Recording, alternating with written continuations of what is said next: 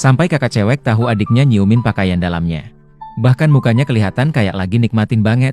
Baru sekeluarga sadar kalau adik kandung yang mereka usir itu sebenarnya bukan pencuri pakaian. Pas buka lemari baju Yang Zi, isinya semua pakaian dalam mereka yang hilang. Ayah langsung banting Yang Zi ke lantai. Kakak pertama dan kedua gantian maju buat hajar Yang Zi. Ternyata alasan mereka dari awal baik banget ke Yang Zi. Cuma karena 10 tahun lalu pernah ada kebakaran. Melihat kedua kakaknya hampir dilahap api, adik kandung berani mempertaruhkan nyawanya buat nyelamatin kakaknya dari kobaran api. Tapi malah Yang Zi yang ngaku-ngaku buatannya. Dia terus dianggap sebagai pahlawan penyelamat dan dimanjain sama mereka. Semakin marah, kakak kedua sampai pengen ngusir Yang Zi. Ibu yang ketakutan langsung buru-buru menghentikannya. "Kamu mau bunuh Tianyang ya? Aku mau bunuh dia. Selama bertahun-tahun ini, aku selalu anggap kamu sebagai pahlawan penyelamatku dan selalu memanjakanmu. Tapi sampai hari ini, baru aku tahu. Pahlawan penyelamatku ternyata adalah Gu Chen, yang sudah aku bully selama 4 tahun. Dia adalah adik kandungku." Seketika, ibu langsung terdiam seperti baru makan sampah, tidak bisa ngomong apa-apa. Dulu, mereka semua salah sangka, mengira adik kandungnya yang mencuri pakaian dalam mereka. Ternyata, itu semua ulah anak angkat yang ngadu domba dan menjebak. Karena itu, ayah nyiksa adiknya dengan cambuk puluhan kali. Mungkin karena langit juga tidak tahan lihat penderitaan si pemuda itu. Memberi si pemuda kesempatan untuk terlahir kembali secara tak terduga. Di kehidupan ini, si pemuda langsung putus hubungan dengan orang tuanya. "Aku tak akan berlutut. Kamu anak durhaka. Kamu masih berani melawan. Apa kamu mau memberontak?" Dia, Gu Tianyang, bisa seenaknya ngomong satu kata dan menyudutkan aku. Kalian emang bener-bener memanjakan dia ya?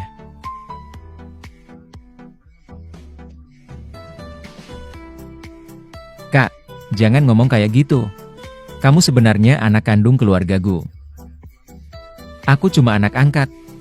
Xiao Chen, kamu udah terlalu membuat ibu kecewa. Tianyang, dia sebaik itu.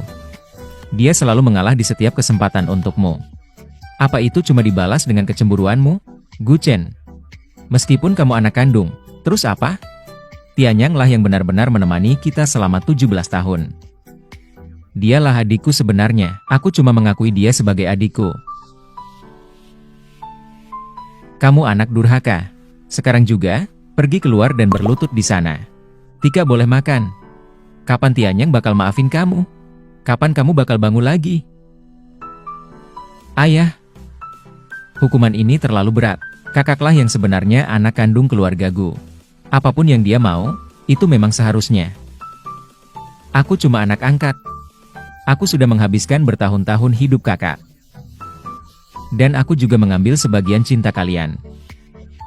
Tianyang, jangan ngomong kayak gitu. Kamu juga anak ibu. Di mata ibu, kalian tidak ada bedanya. Ibu selalu memperlakukan kalian sama rata.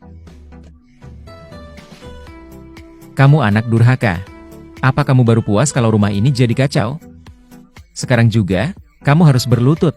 Kalau tidak, aku akan usir kamu dari keluarga Gu." "Tenang aja. Sebenarnya, aku sudah berniat untuk pergi dari rumah ini." "Kamu bilang apa?"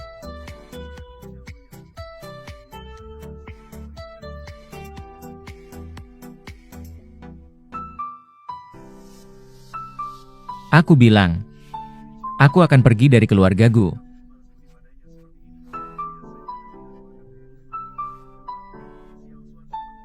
Memutuskan hubungan.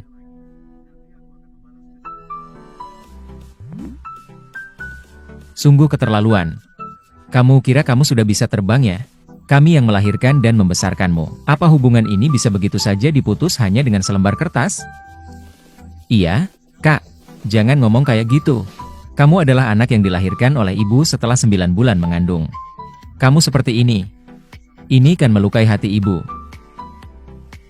Gu Chen, kamu tahu kan, ayah cuma ngomong begitu karena marah. Sebenarnya, tidak mungkin dia akan ngusirmu.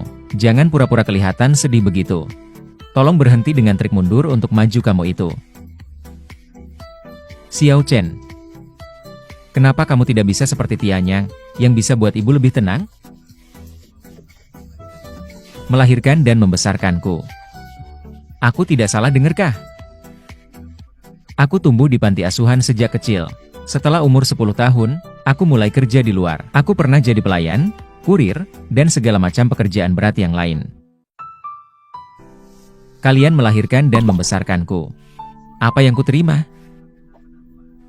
Xiao Chen, kamu lagi nyalahin ibu ya?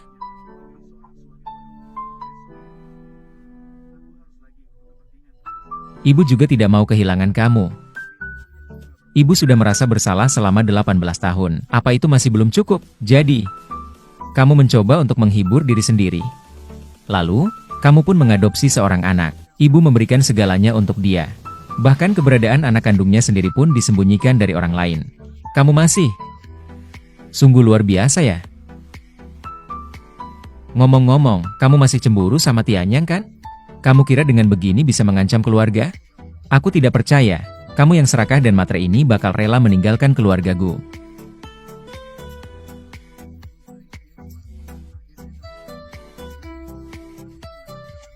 Keluargaku?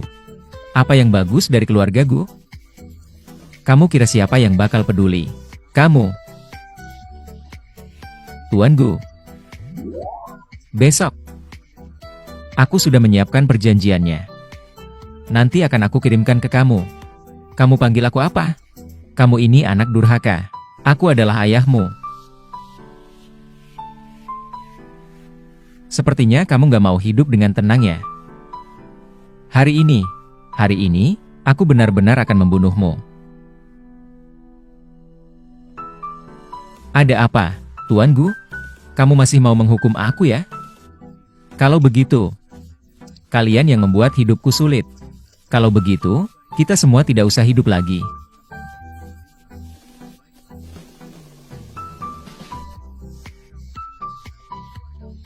Tianyang, kamu baik-baik aja kan? Ibu, aku baik-baik saja. Jangan salahkan kakak ya. Asal kakak bisa mereda amarahnya. Aku tidak masalah kalau harus menanggung sedikit penderitaan.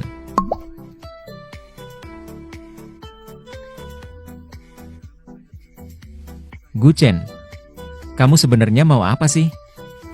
Tianyang itu adikmu. Apa salahnya Tianyang sampai kamu benci dia? Gimana kamu bisa tega begitu? Ibu cuma ingin kalian berdua bisa hidup rukun. Kenapa kamu harus terus-menerus bersaing dengan adikmu? Apa kamu baru puas kalau keluarga ini hancur? Gu Chen, kapan kamu berubah jadi begini? Kamu benar-benar mengecewakan aku. Aku sudah berubah jadi seperti apa? Tidak seperti dulu yang selalu mengalah dan mencari perhatian kalian. Biarkan kalian menggertakku. Tidak terbiasa kan? Kamu cuma segitu aja, sudah tidak bisa tahan? Lalu aku bagaimana? Lalu semua yang aku alami ini, bagaimana?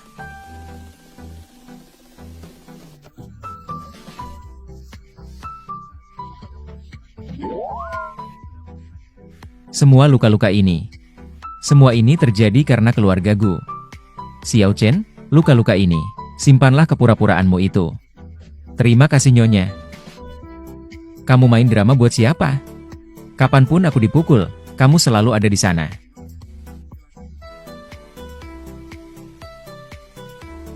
Saat itu, aku tidak pernah melihat setetes air mata pun dari matamu. Bukan begitu Xiao Chen, maafkan aku kak. Semua ini karena aku. Makanya kamu harus menanggung semua penderitaan ini. Aku akan pergi sekarang. Tianyang, kamu tidak boleh pergi. Kalau kamu pergi, gimana ibu bisa hidup? Kamu dipukul. Salah siapa coba? Itu karena kamu sendiri tidak bisa jaga sikap. Sejak kamu kembali, rumah ini tidak pernah ada kedamaian. Kamu kan bilang mau pergi dari keluargaku, aku akan mempersilahkan kamu pergi.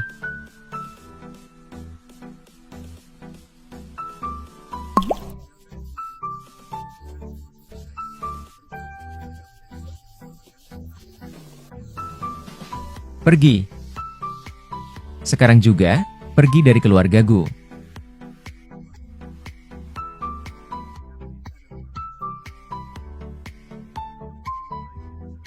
Kalau begitu, terima kasih atas kebaikan tuanku. Ah, dengan begitu, semua pengeluaran selama 4 tahun, aku tinggal di keluarga Gu. Buatkan surat utangnya untukku.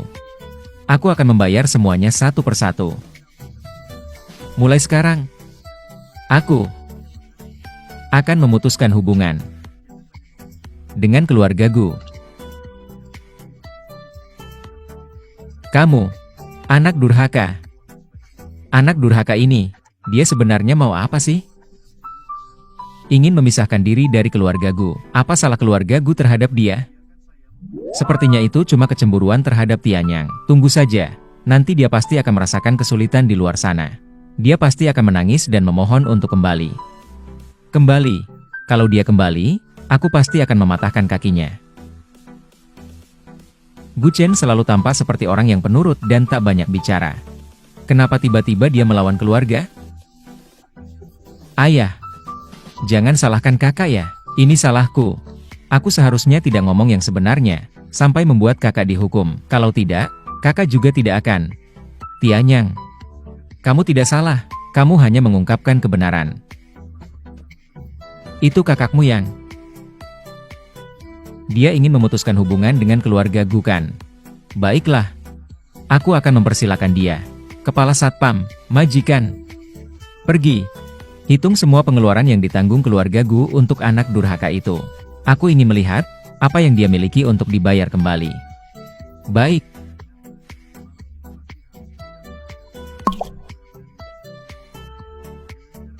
Selamat datang Kak Xiao Chen, kamu tenang saja, tinggal di tempatku.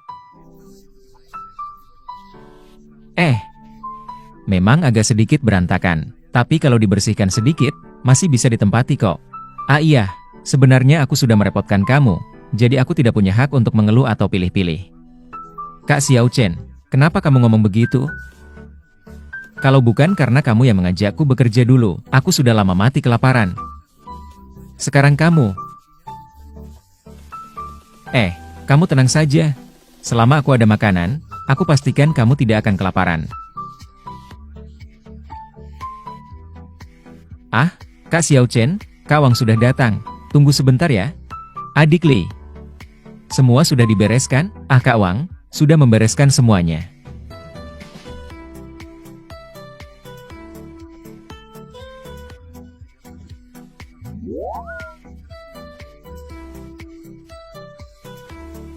Oke.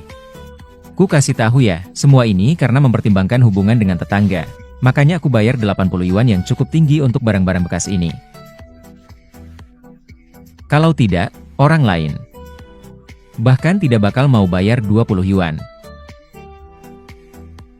Terima kasih Kak Wang, sudah membantu. Tunggu sebentar. Barang-barang ini, jika kurang dari 100.000, tidak dijual. Bocah, apa maksudmu? Aku bilang, barang-barang ini kalau harganya di bawah 100.000, tidak dijual. Apakah kamu tahu apa yang sedang kamu katakan? Dengan barang-barang bekas ini, kamu berani menyebut harga 100.000? Kamu sampai gila memikirkan uang ya? Liming, aku memberi harga tinggi karena menganggapmu sebagai saudara. Ada apa denganmu? Kamu sedang bercanda dengan aku ya? Tidak, Kak Wang, dia ini kakakku dari panti asuhan. Baru datang, jadi belum paham. Percayalah padaku.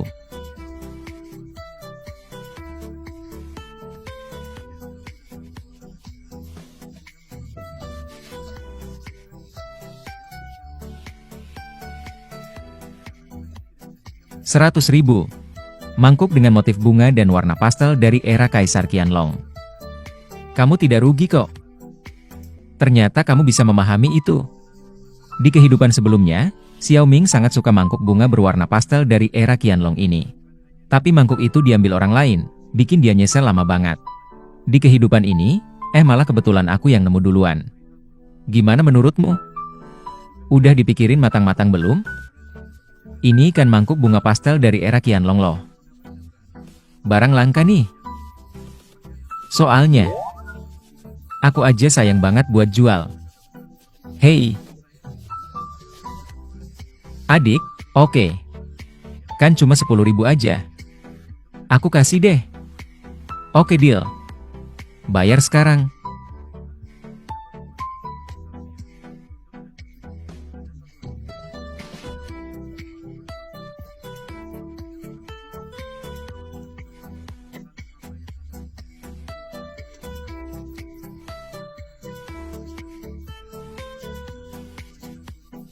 Gak nyangka, baru keluar beli barang ketemu ahli juga. HMPH. Selamat jalan, Kak Wang. Lain kali datang lagi ya.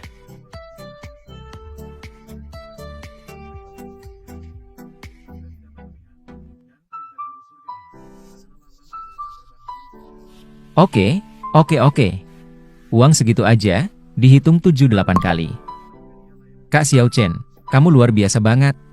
Aku tidak pernah kepikiran dalam mimpi, dari sekumpulan kerajinan yang aku ambil asal dari desa, ternyata ada yang asli. Aku bahkan tidak pernah mimpi bakal lihat uang sebanyak ini.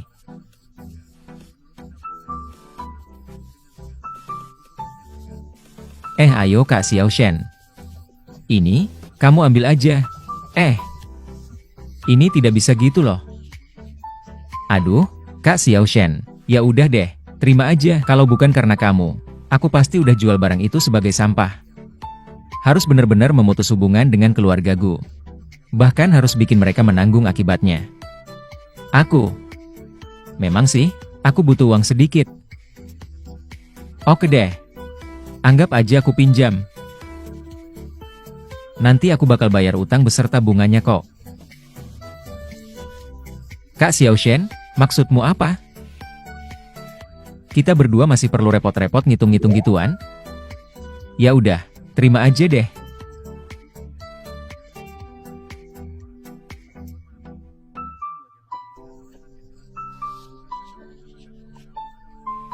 Ayo, Tianyang. Darah udah keluar sebanyak itu. Cepat makan yang enak-enak buat ngembaliin tenaga. Xiao Chen juga benar-benar deh. Gimana bisa tega banget ngelakuin sesuatu yang seberat itu? Bu, aku baik-baik aja. Jangan salahkan kakak ya. Kakak mungkin cuma merasa sedikit nggak adil aja. Tianyang, jangan bela dia deh.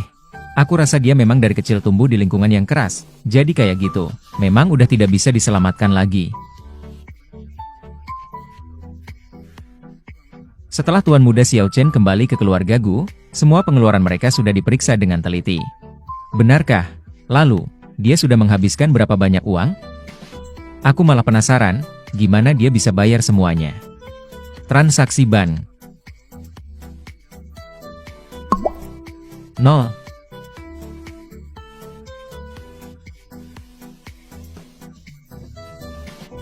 Kepala Satpam, meskipun kamu ingin membela orang itu, kamu tidak bisa ngomong bohong yang tidak masuk akal gitu dong. Dengan sifatnya yang serakah itu, transaksi bank dia tidak mungkin nolak. Nona kedua, ini benar-benar terjadi. Tidak mungkin banget. Anak durhaka ini sudah kembali ke keluarga Gu lebih dari 4 tahun. Tidak mungkin dia tidak ngeluarin uang sama sekali. Lalu, dia hidup selama ini gimana melewatinya? Pasti kamu salah paham. Xiao Chen adalah anak keluarga Gu kita. Bagaimana itu mungkin?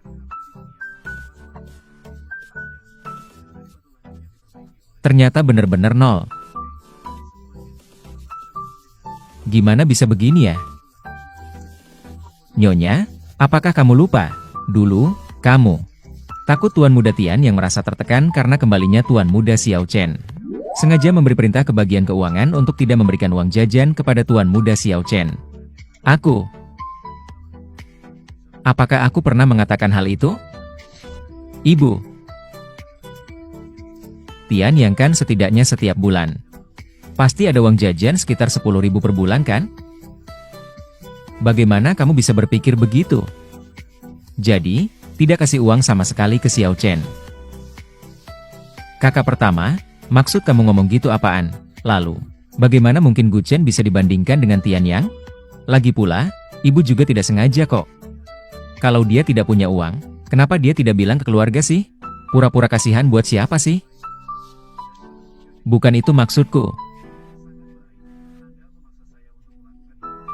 Ibu, jangan dipikirin terlalu banyak ya. Kakak akan makan dan tinggal di rumah kok, juga tidak ada tempat yang perlu mengeluarkan uang. Betul, betul. Kami tidak pernah pelit sama dia. Meskipun tidak kasih dia uang jajan, dia juga tidak kekurangan makanan dan minuman. Itu, Nyonya. Tuan muda Xiao Chen dia. Dia juga tidak pernah makan di rumah keluarga Gu. Apa? Omong kosong. Dia setiap hari di rumah. Masa tidak pernah makan di rumah? Kursinya dia kan ada di sana.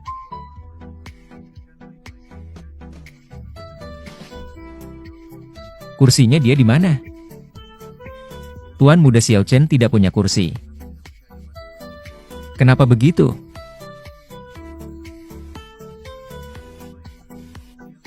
Itu perintah dari nona kedua. Aku. Itu omong kosong. Kapan aku pernah memberi perintah itu? Dulu, ibumu itu berhasil membuatku terikat dengan perutku berkat beberapa masakan ini.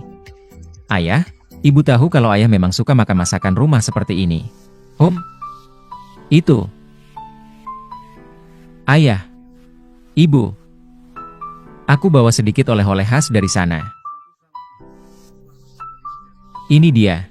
Ini kacang tanah yang kami tanam sendiri di desa. Rasanya sangat. Tianyang, kamu kenapa? Aku tidak apa-apa kok.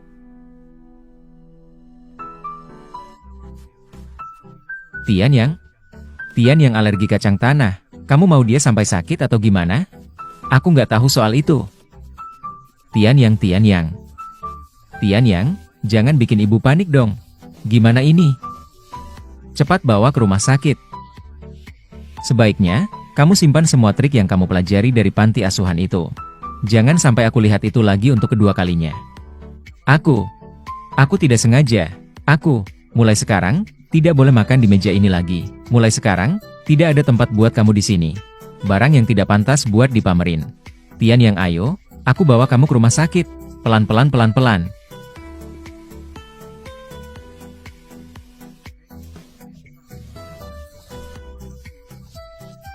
Aku bener-bener nggak tahu loh. Gimana aku tahu dia sebodoh itu? Bilang tidak boleh makan di meja. Dia beneran tidak makan di meja. Ternyata begitu. Jadi, begitulah kehidupan dia di keluarga Gu. Kenapa bisa begini ya? Meskipun dia tidak makan di rumah, dia kan juga bisa keluar untuk makan. Dia kan tidak punya uang buat makan di luar. Kenapa bisa begini? Lalu, Xiao Chen selama ini gimana hidupnya? Nyonya, aku sudah tanya padanya. Tuan muda Xiao Chen, selama ini, dia biasanya makan bersama para pembantu dan pelayan. Tapi apa?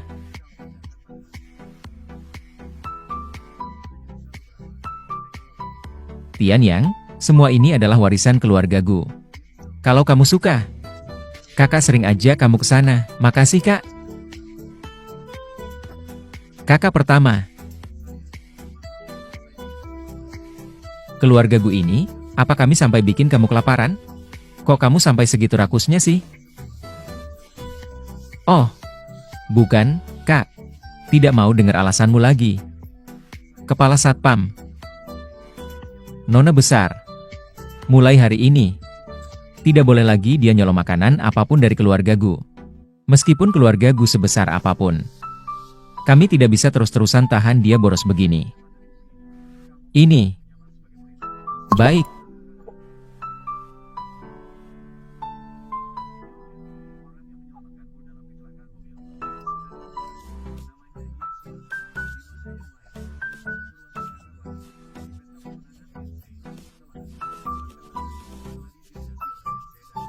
Kenapa aku harus? Kenapa aku harus begitu keras terhadap dia? Ah iya, kakak pertama, ini kan tidak bisa disalahkan padamu. Keluarga Gu kan tidak berutang apa-apa padanya. Meskipun mungkin sedikit terabaikan. Lagian, kenapa dia harus terlalu mempermasalahkan hal-hal kecil seperti itu? Lagi pula, dia juga sudah nyolong banyak barang dari keluarga Gu. Kalung ibu, gelang kamu, cincin aku. Barang-barang itu, yang mana nilainya tidak kurang dari jutaan? Apa yang dia rasa teraniaya? Betul, betul. Ternyata kita salah paham sama Xiao Chen. Mencuri barang dia masih bisa dimaklumi. Kita harus segera mencarinya. Siapa yang tahu dia sekarang pergi kemana? Mungkin aja dia lagi nongkrong sama teman-teman yang tidak jelas itu. Oh, iya juga, Xiao Chen tidak punya uang. Dia pasti akan pergi kerja ke kantor. Ayo, kita cari dia di kantor. Tunggu sampai kita ketemu dengan Xiao Chen. Setelah semuanya dijelaskan, pasti akan lebih baik. Baik. Tunggu aku.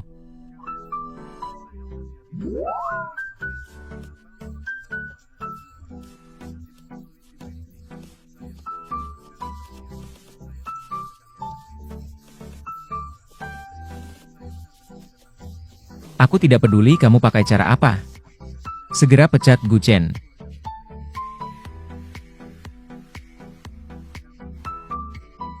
Untuk smartphone, layar sentuh multisentuh dan kamera internal merupakan terobosan teknologi di pasar arus utama saat ini.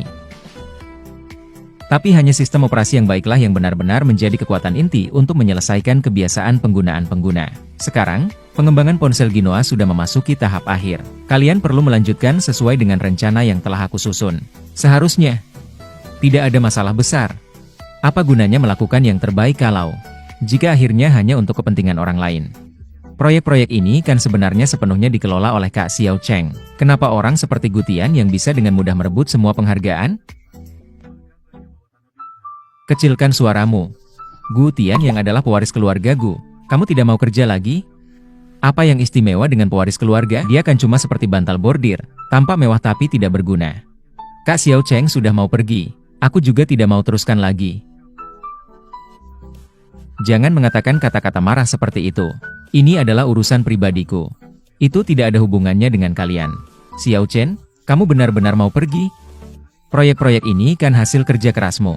Sekarang, saatnya untuk menuai hasil dari semua kerja keras itu. Kamu sekarang mau pergi? Datang ke sini hari ini, tujuan utamanya adalah untuk menyerahkan tugas dan pekerjaan kepada kalian. Agar kalian tidak kesulitan melanjutkan pekerjaan ke depannya, supaya kalian tidak dipersulit lagi oleh mereka tanpa alasan. Lalu, bagaimana dengan teknologi inti Genoa? Semua ini adalah hasil kerja kerasmu yang dibangun perlahan-lahan. Kamu benar-benar rela? 10 tahun lagi, perkembangan pesat smartphone. Berbagai teknologi inovatif dari Apple, Xiaomi, dan lainnya bermunculan tanpa henti. Dibandingkan dengan itu, saat ini, segala sesuatu yang dibanggakan oleh keluarga Gu hanyalah teknologi usang yang sudah ketinggalan zaman.